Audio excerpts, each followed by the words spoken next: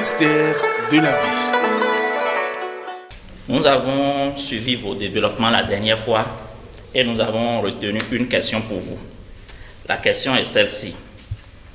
Comment sacraliser son sperme et l'utiliser pour la protection de sa famille et dans l'abondance?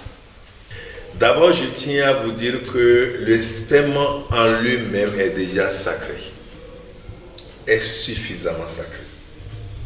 Et s'il y a quelque chose de plus sacré, c'est le sperme. Parce que déjà le sperme contient en lui-même des milliards et des milliards de vies. Alors si la vie est la chose la plus sacrée par excellence, ce n'est pas des vies qui ne seront pas sacrées, puisque le sperme est un ensemble de milliards de vies. Et donc sa dimension sacrée est même illimitée. Mais qu'est-ce que vous êtes en train de demander et que vous n'avez pas véritablement dit? C'est comment renforcer la dimension sacrée de son sperme pour l'utiliser dans le bien, dans le beau et dans le bon, afin de permettre à son entourage de s'élever et peut-être de protéger son entourage. Le problème à ce niveau est tellement important pour celui qui est en train de quitter l'adolescence. C'est-à-dire quoi? C'est à ce niveau qu'un problème commence par se poser à vous.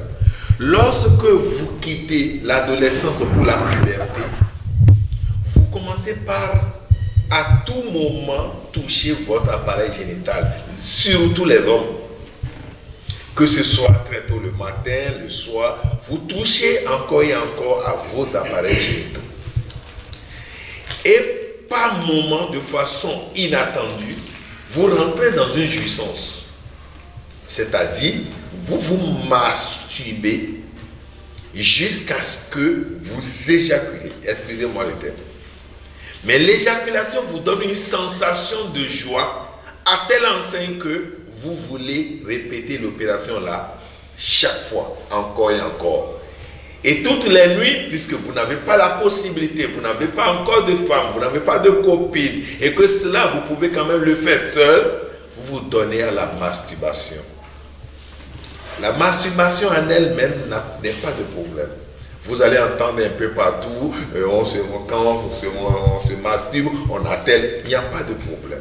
Puisque le rapport sexuel même est une masturbation. Je te masturbe et tu me masturbes. C'est ça le rapport sexuel.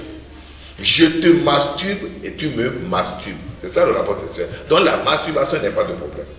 Mais le problème ici, c'est que lorsque vous vous masturbez, vous laissez sortir une quantité énorme de sperme. Et donc vous laissez des vies en train peut-être d'errer. Alors, c'est quand même des vies créées par la vie pour servir la vie. Si la nature a fait que vos spermes se régénèrent comme des cellules, c'est parce que vous en avez besoin. Vous en avez besoin pour créer. Et la création dont on parle, ce n'est pas seulement créer tel ou créer tel, non. Mais créer de façon générale.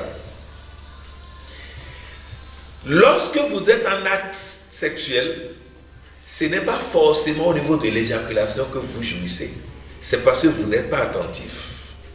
Si vous êtes bien attentif, vous allez constater que vous jouissez déjà avant l'éjaculation. L'éjaculation n'est que le point culminant de votre jouissance. Sinon, vous jouissez déjà.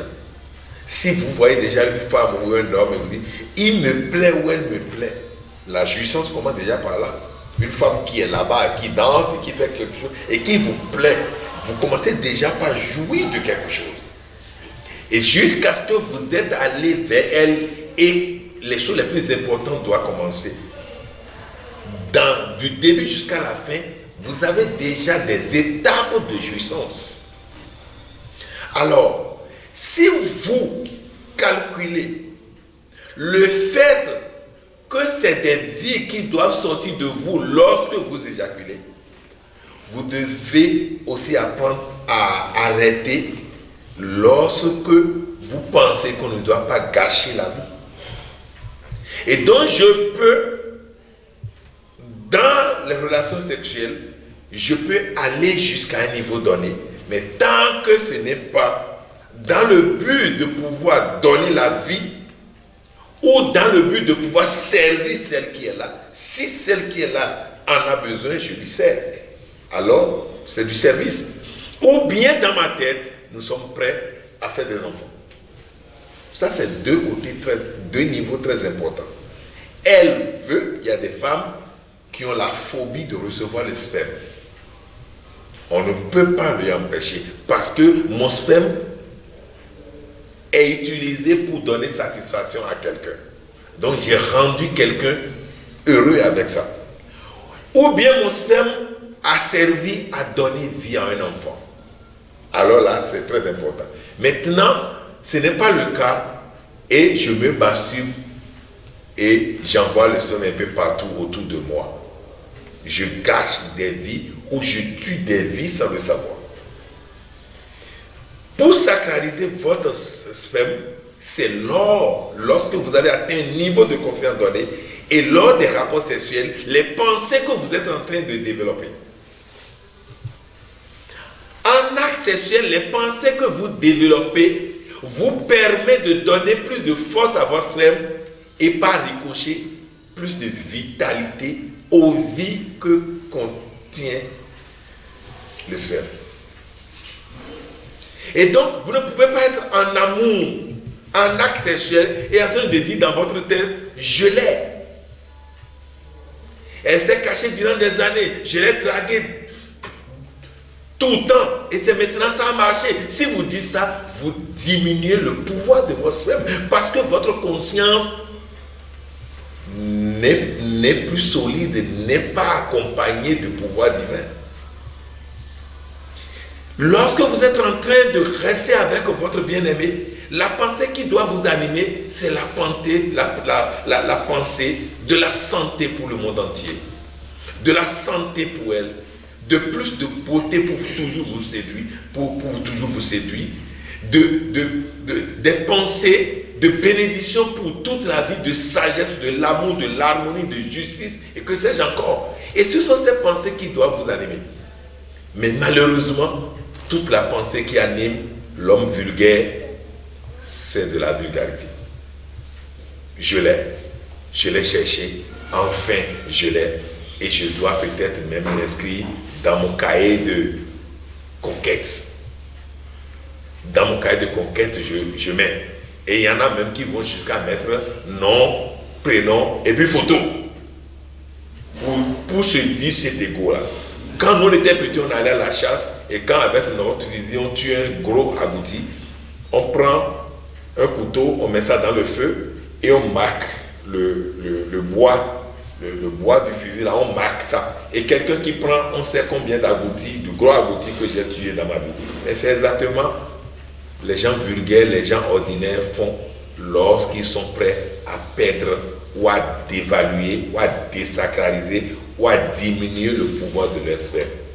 À vous, désormais, lorsque vous êtes en train de faire de l'amour, soyez sûr que c'est de l'amour que vous êtes en train de faire et donnez de l'amour à celui avec qui vous faites de l'amour, c'est de le rendre heureux, c'est de le rendre beau, c'est de le rendre bon et c'est de le rendre bien. Merci.